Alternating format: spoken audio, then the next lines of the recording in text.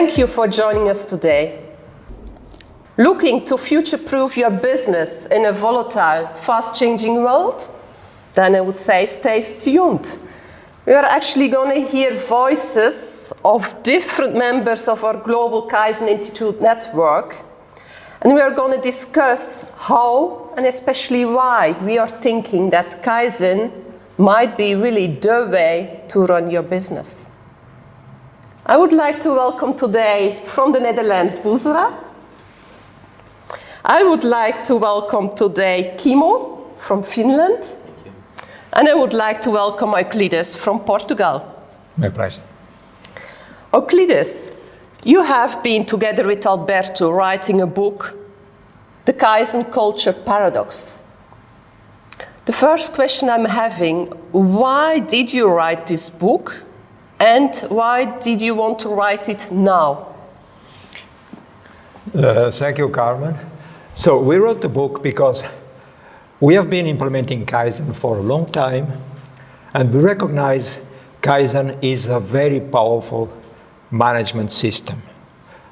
We see some companies and some management teams really using Kaizen as a strategic advantage, really looking at Kaizen like a way to change the culture of the company in order to implement a continuous improvement culture where everybody is doing improvements at their own levels.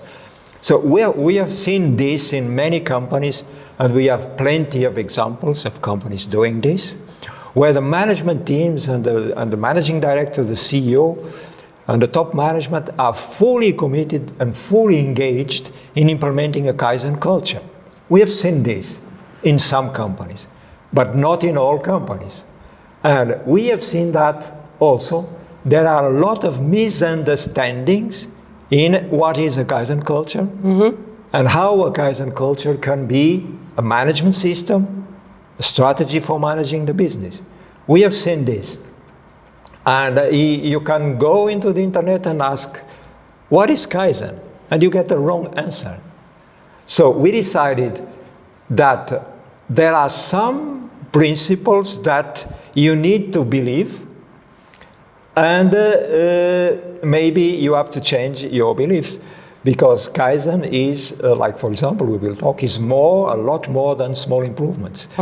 So this is just an example of a paradox. And in the end, we recognize that Kaizen is the smartest way to run a business.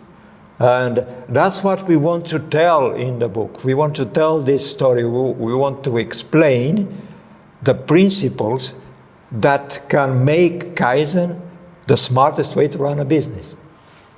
Yeah, you were actually mentioning, Euclides, that there are several paradoxes, different principles that we are having in the book. And I would like to ask you, Boezra, one of the statements is, it's not about tools, Kaizen is about practice. How did you experience that in your day-to-day life, working with our clients? Working with our clients, we see a lot that clients start very enthusiastic working with a tool for the short time and hoping to get a lot of results. But what you also see is that they do it within one team or within a few people for a short term, and that will not make the difference. That will not be part of the Kaizen culture, because if you want to implement that for the long term in a sustainable way, that you really get advantage out of all the effort that you put into Kaizen or in Lean or getting more effective, you need to do it every day. It needs to become part of your normal work, your normal habits, without forgetting it, doing it continuously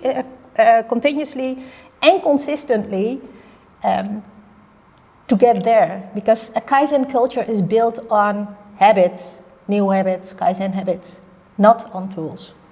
Yeah, indeed. You say it very well. You only create a culture when you change the habits, and you're changing habits while changing the practices. So one element that I would like to ask you, Kimo, I mean, when we are keeping practice, we are saying we are installing standards. But are standards not killing creativity in your organization? Thank you, Carmen. Very good and important questions. And very typical misunderstanding that standards are against innovation and new ideas. But actually, standards are against of chaos. So when you implement standards, and when the people are compliant with the standards, actually storm will calm down. And then the daily business is easier to manage, and you have even more time to innovate and create the new products, new services, win new customers. So you're actually saying standards are creating time to be even more creative. Exactly, that's the point. And it's not only the creating the standards, but also ensuring compliance with the standards. So, for example, team leaders, the work of the team leaders should be also standardized. So there will be the standard to ensure that people are working according to standards. So leading is ensuring standards and improving the standards.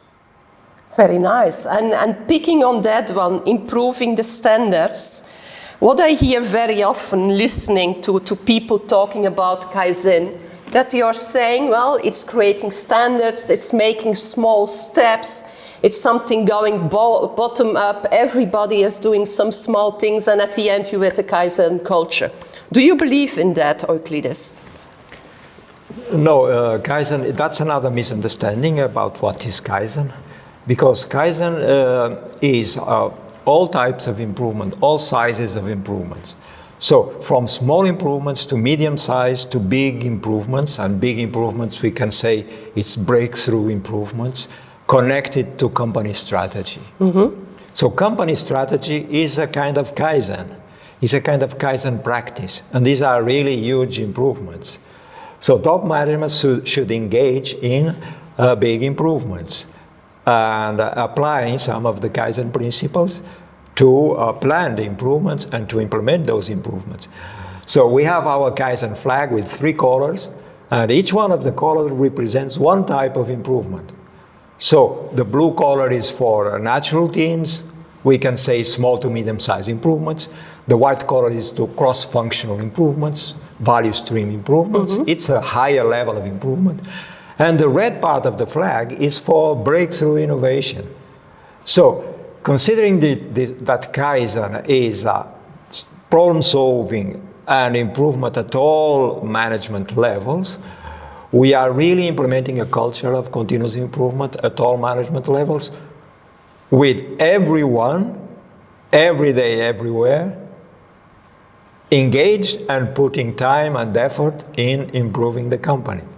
When you achieve that kind of level in the Kaizen culture, then there is no way the company cannot improve. So its improvement becomes mandatory and a consequence of your culture. So improvement becomes part of the DNA of your organization, right? One of the elements we see in the book as well, and I would like to address a question to you, Busra, is there's a big claim actually. Kaizen is described in the book as a meta-strategy. Can you help us a little bit to understand more what we mean by that? Thank you for the question. And indeed, what is a meta-strategy? A meta-strategy, how we see it, that Kaizen governs the execution of a good strategy within a company. And nowadays, a lot of companies, when they hear strategy and Kaizen, the immediate relationship that they have is that they think about operational excellence. Mm-hmm. Kaizen goes further than operational excellence. So when we speak about meta-strategy, we also incorporate the company strategy. Mm-hmm. And how Kaizen helps is that you can use Kaizen in planning, aligning, improving, getting the real results out of your strategy in a structured way, in a way where habits are needed, where you do it on a frequently basis. Thank you, Busra. So it's really about also putting structure around the way you are executing your strategy. Very nice. Well, Kimmo, you have been working across different continents in different countries. What would be, according to you, the one thing that business leaders don't get about Kaizen? Quite typically, when we start to talk about the Kaizen, the first response might be that it fits for the factories, it fits for the manufacturing only. But that's also one of those paradoxes. So it is for the whole company. As you, Bushra, said, it's the whole strategy. As you, Euclides, said, there are three different type of improvements which should cover the whole company, whole organization, starting from the leaders, improving the processes and natural teams across the organization. So Kaizen is for R&D, Kaizen is for sales, Kaizen is for manufacturing, Kaizen is for everyone, every day, everywhere. We have been discussing now a lot about Kaizen as a cultural transformation, with everybody involved across the organization, everybody, everywhere, every time.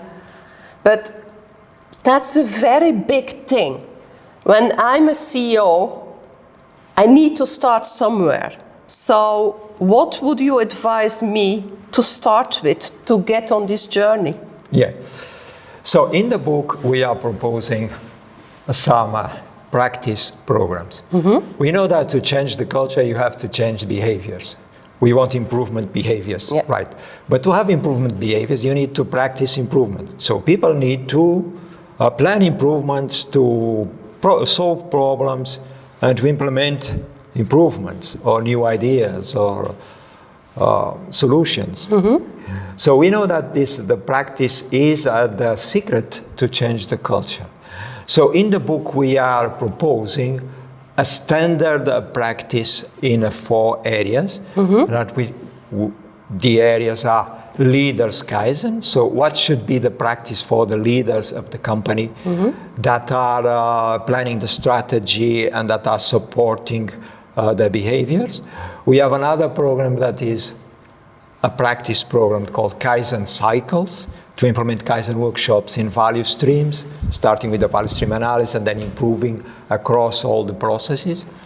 And another one of the practice programs is Daily Kaizen for natural teams. And we have a 4th one that is the Kaizen Office, to support all the practice and to support the transformation of the company. So the way to change the culture is start engaging step by step in these practice programs at, let's say, 4 levels of the company. So it will not happen immediately, the change, or the culture will not change immediately. But if you engage step by step continuously in the practice of Kaizen at different levels, you will see improvements, and there will be a point where the company really is a Kaizen company, and really you have a Kaizen culture. And of course, we know that there are 4 components of culture. Practice is number 1. Number 2, you also have to select good tools to use in the practice, like best practice benchmark tools. And you need also to see results quickly. In Kaizen cycles, we see results after 3 months. And the 4th component is values and principles. You really need to believe in the Kaizen principles that are also explained in the book. But this is a kind of spiral of change that you start with practice, then you use tools, then you see results, then you start changing your values and principles, and then you go again in this spiral. And in the book, we have a kind of, we say, a golden standard to implement a Kaizen culture. Thank you, Euclides. So this is really a journey you start with through practice, practice, practice. Thank you very much, everybody, for joining this call. We, as Kaizen Institute, as you've heard out of the experience of our people, we really believe that Kaizen is the smartest way to run your business. Kaizen is a meta strategy that can execute any strategy, but through a real cultural transformation, where on one side you're making the big step change, the breakthroughs, as you have been mentioning, Euclides. And on the other side, through the practice, you put the day-to-day activities and routines like you were telling us, where we were really going, how can we make it part of the day-to-day work of our people? So I'm sure this will be the way to, like we said in the beginning, to future-proof your business in a smart way, in an engaging way, and also in a way where people will like to work and like to grow into their own future as well. So it's time to move beyond words and take action. Thank you very much, enjoy, and good luck.